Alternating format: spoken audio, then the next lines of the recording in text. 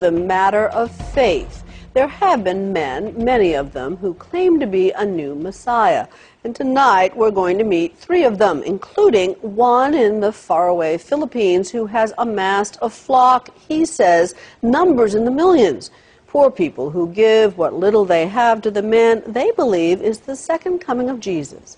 Bill Weir journeyed there to meet him.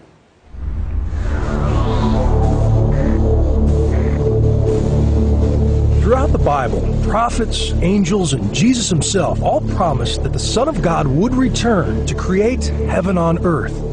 And throughout the ages, billions of Christians have wondered, when? But what if the second coming is here, now? There are a number of would-be messiahs who claim exactly that, and few are more physically convincing than a former Russian traffic cop named Sergei Torop. In the woods of rural Siberia, he is known as Vissarion, the teacher, and around 5,000 disciples live around him, growing their own food and feasting on his every word. My whole body was trembling. The trembling is not coming again. Well, it's very emotional to me. Meanwhile, in London, David Shaler says he is the true Lord of Lords, but unlike Vissarion, no one believes him. That doesn't bother me because I was chosen by God. The former British intelligence agent says his body was filled with the Spirit of Jesus in 2007, a conviction which intensifies on a visit to Jerusalem. We're in the Church Holy Sepulchre, and this behind me is supposed to be the tomb of Christ. Well, I'm Christ, and I'm not in the tomb, I'm not dead yet.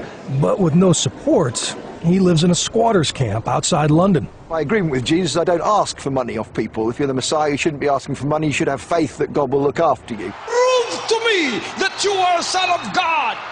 But that is not a sentiment shared by Pastor Apollo Quiboloy, the most successful of the world's self-labeled saviors. The official coming of the Son of God was in April 13, 2005.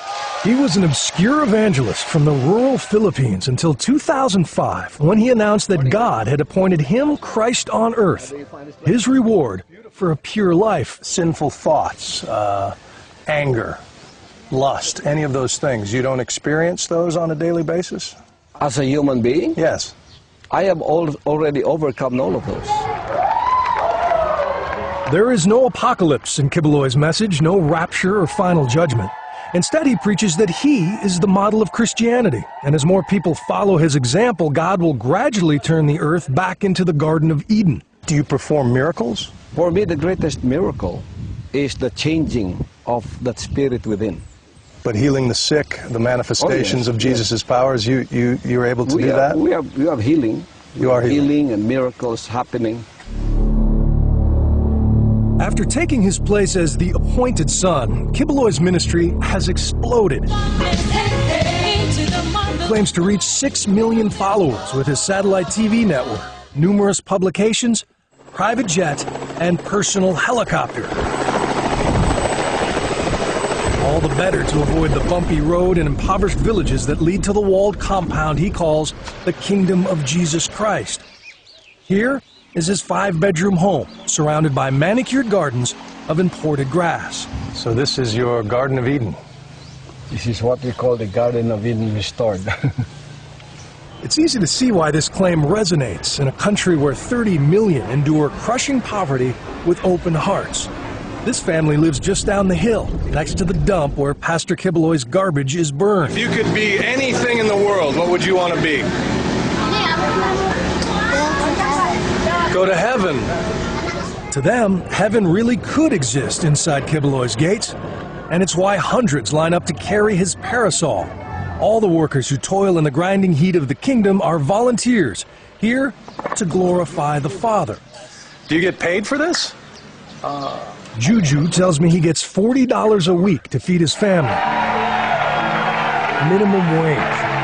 And like the rest of the kingdom, he's expected to give 10% back to Quiboloy. This may be the most beautiful spot in the Philippines, and it's paid for by people who live on $2 a day. So how do you justify your lifestyle I mean, your watch could probably feed 100 families for a month. If it's not God's will for me to have these things I have, you can take it away. It is God's will that we follow. If it is God's will for us to live like this, you know, you can have a broken heart looking at me, but what can you do? But they get their understanding of the will of God from you. Yeah. And this nice young man wouldn't be holding this umbrella if he didn't believe the things you say. For us here, we see everything as a ministry. My talent is to preach. My talent is to be a leader. Not everyone can become a preacher or have been given a talent like me to go and lead the 6 million people. Right.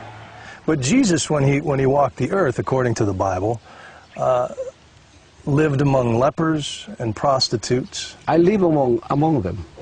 You have a private jet. I live among them. Before I had the private jet. You're in a walled compound with mansions. Before this, I lived among these people. Like, for example, that jet that you're talking about. Do you know that in 1983, I had a revelation of that jet? That the Lord is going to give me that. Yeah? It is Him who gave me that. If it is not His will, how can I afford that? Well, Kibeloy has been accused of kidnapping and brainwashing by the parents of at least one of his followers, but he was never charged. He insists that anyone is free to leave his flock and seal their fate for eternity. Will they go to hell? It's up to them. They know that.